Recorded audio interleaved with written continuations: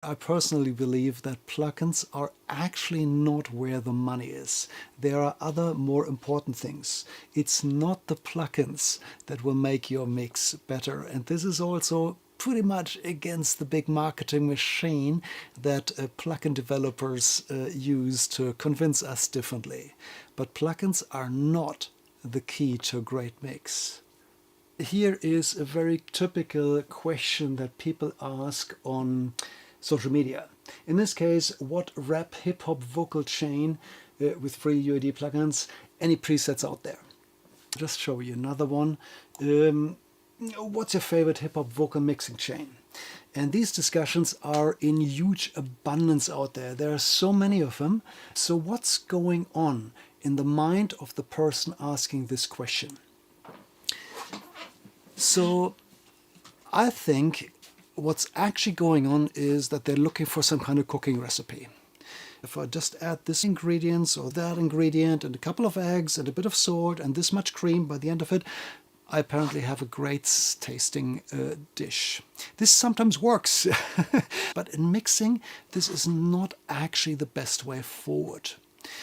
Instead, I advertise or advocate for a workflow that is more looking at the actual material that we work with.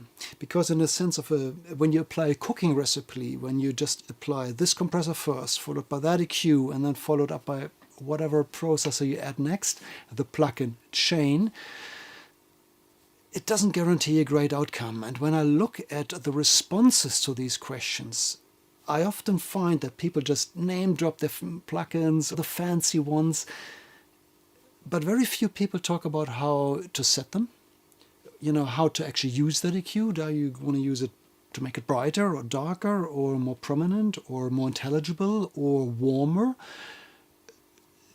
That's often not part of these discussions. So the real question to ask is, what do you want to apply these plugins to, and how does that sound in the first place?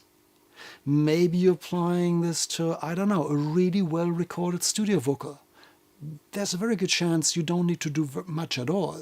Just leave it as it is and do very little. Or maybe you're dealing with a home recording done with a cheap microphone. Well, now you face an entirely new set of problems.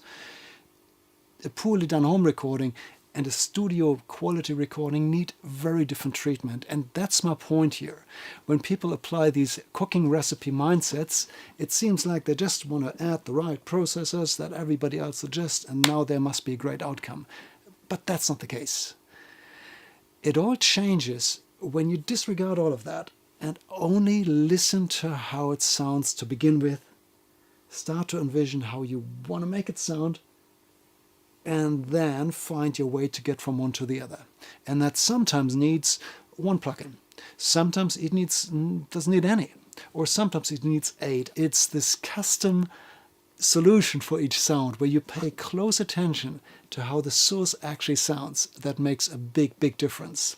So as you can see, I'm not the biggest advocate of these, plug and chain discussions. That's, in my opinion, not where the money is.